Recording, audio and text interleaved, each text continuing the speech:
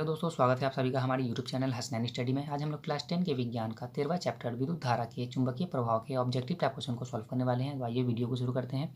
Video शुरू करने से पहले हम इस चैप्टर के कुछ बेसिक्स पॉइंट को देखेंगे जिससे कि क्वेश्चन को सॉल्व करने में आसानी हो। जैसा कि देख रहे हैं, इसमें हम लोग को सबसे पहले समझना है चुंबक से संबंधित नियम। इसमें कौन कौन से होते हैं? मैक्सवेल के दक्षिणाहस्त नियम। पहले हम लोग इसको समझते हैं, ठीक है। ये क्या होता है, इसको हम लोग एक फिगर से समझेंगे, ठीक है। इस फिगर से हम लोग इस चीज़ को समझेंगे। तो इसको हम लोग क्या करेंगे, एक फिगर से समझेंगे। जैसा कि आप देख रहे हैं, यदि हम धारावाही तार को दाएं हाथ की मुट्ठी में इस प्रकार पकड़ें कि अंगूठा धारा की दिशा की ओर संकेत करता हो, तो हाथ की अन्य उंगलियां चुंबकीय क्षेत्र की दिशा व्यक्त करेगी, ठीक है। दूसरा जो हम लोग को समझना है वो है फ्लेमिंग के दक्षिणाहस्त नियम।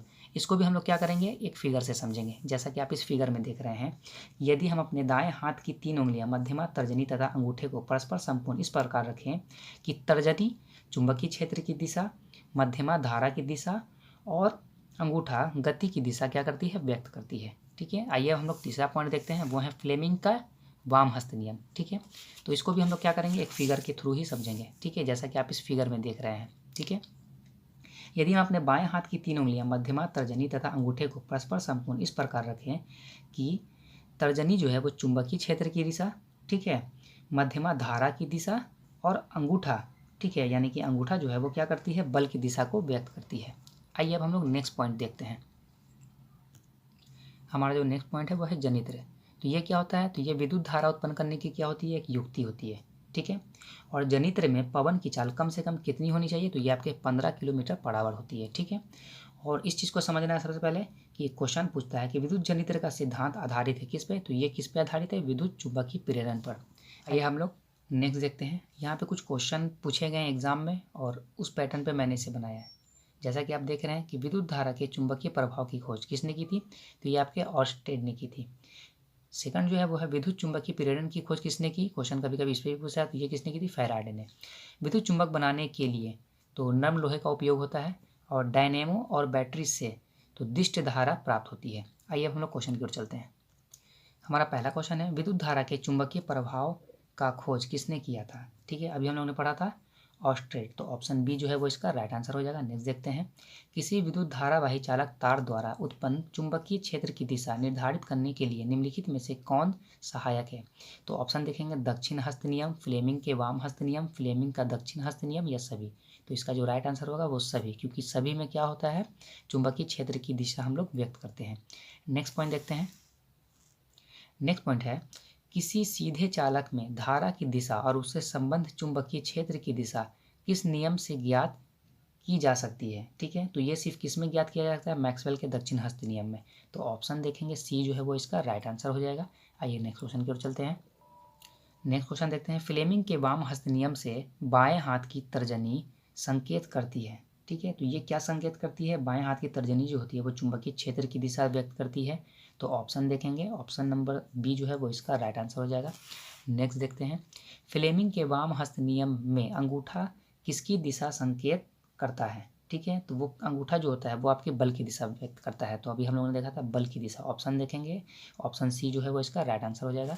नेक्स्ट क्वेश्चन देखते हैं, घरेलू उपयोग के लिए विद्युत की आपूर्ति यानी कि सप्लाई होती है, तो वो आपके 220 वोल्ट और 50 हर्ट्ज होता है। आइए नेक्स्ट क्वेश्चन देखते हैं, निम्नलिखित में से कौन किसी लंबे विद्युत धारावाही तार के निकट चुंबकीय क्षेत्र का सही वर्णन करता है, तो इसका जो राइट आंसर हो जाएगा वो हो जाएगा डी, ठीक है। ये नहीं है, यहाँ से यहाँ कटा हुआ है, सॉरी ये है यहाँ से, ये यहाँ से यहाँ कटा हुआ है, यानी कि चुंबकीय क्षेत्र की सकेंद्रीय क्षेत्र रेखाओं का केंद्र तार होता है। नेक्स्ट क्वेश्चन देखते हैं, यहाँ बोल रहा है तांबे के तार की एक आयताकार कुंडली किसी चुंबकीय क्षेत्र में घूर्णन गति कर रही है, इस कुंडली में प्रेरित विद्युत धारा की दिशा में कितने परिभ्रमण के पश्चात परिवर्तन होता है। ऑप्शन है 2, 1, आधे या चौथाई। तो इसका जो राइट आंसर है वो सी है, आधे। नेक्स्ट क्वेश्चन देखते हैं, किसी विद्युत धारावाही सीधी लंबी परिनालिका के भीतर चुंबकीय क्षेत्र, ऑप्शन देखेंगे क्या है, पहला शून्य होता है, इसके सिरे की ओर जाने पर घटता है, इसके सिरे की ओर जाने पर बढ़ता है, या सभी बिंदुओं पर समान रहता है। इसका जो राइट आंसर है वो डी है, सभी बिंदुओं पर समान रहता है। नेक्स्ट क्वेश्चन देखते हैं, विद्युत चुंबक बनाने के लिए प्रायः किस पदार्थ के क्षार का उपयोग किया जाता है। ऑप्शन है पीतल, नरम लोहा, चांदी या इस्पात। तो ऑप्शन बी जो है वो इसका राइट आंसर हो जाएगा, नरम लोहा। नेक्स्ट क्वेश्चन देखते हैं, विद्युत मोटर परिवर्तित करता है, तो इसका जो राइट आंसर है वो डी है, विद्युत ऊर्जा को यांत्रिक ऊर्जा में ये परिवर्तित करता है। आइए नेक्स्ट क्वेश्चन देखते हैं। नेक्स्ट क्वेश्चन देखते हैं, विद्युत चुंबकीय प्रेरण की खोज किसने की थी, ठीक है, तो ये आपके फैराडे ने की थी। ऑप्शन सी जो है वो इसका राइट आंसर हो जाएगा। नेक्स्ट, पश्चिम की ओर प्रक्षेपित कोई धनावेशित कण किसी चुंबकीय क्षेत्र द्वारा उत्तर की ओर विक्षेपित हो जाता है, चुंबकीय क्षेत्र की दिशा क्या है? ठीक है, ऑप्शन देखते हैं, दक्षिण की ओर, पूर्व की ओर, अधोमुखी या ऊपरीमुखी। इसका जो राइट आंसर हो जाएगा वो ए हो जाएगा, दक्षिण की ओर।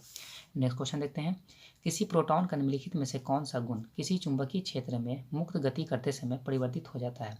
तो इसका जो राइट आंसर हो जाएगा वो वेग।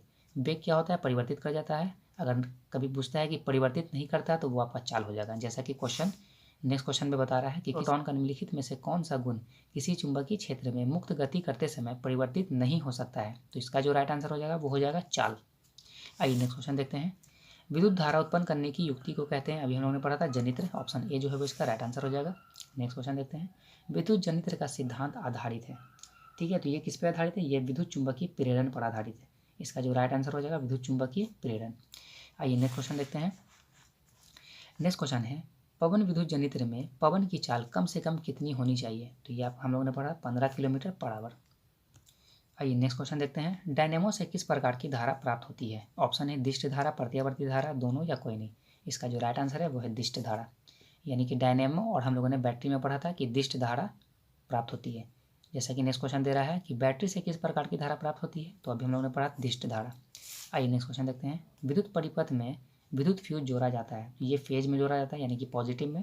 तो फेज दे नहीं रहा है लेकिन यहाँ विधुन्मय तार बोल रहा है। ऑप्शन सी जो हो वो इसका राइट आंसर हो जाएगा। क्वेश्चन देखते हैं, विद्युत हीटर में तार की कुंडली के लिए जिस तत्व का व्यवहार किया जाता है वह है, तो वह क्या है? वो आपका नाइक्रोम है।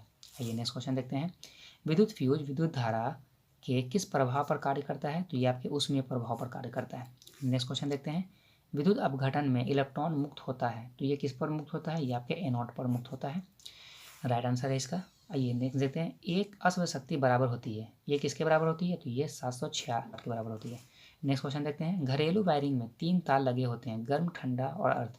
इन तारों के रंग होते हैं, तो इसका जो राइट आंसर है वो सी है, लाल, काला तथा हरा। नेक्स्ट क्वेश्चन देखते हैं, स्विच लगाए जाते हैं, तो स्विच जब भी लगाए जाते हैं वो आपके गर्म तार में लगाए जाते हैं। ऑप्शन बी जो है वो इसका राइट आंसर हो जाएगा। ओके दोस्तों, फिर मिलेंगे अगली वीडियो के साथ। वीडियो पसंद आई हो तो इसे लाइक एंड शेयर जरूर करें।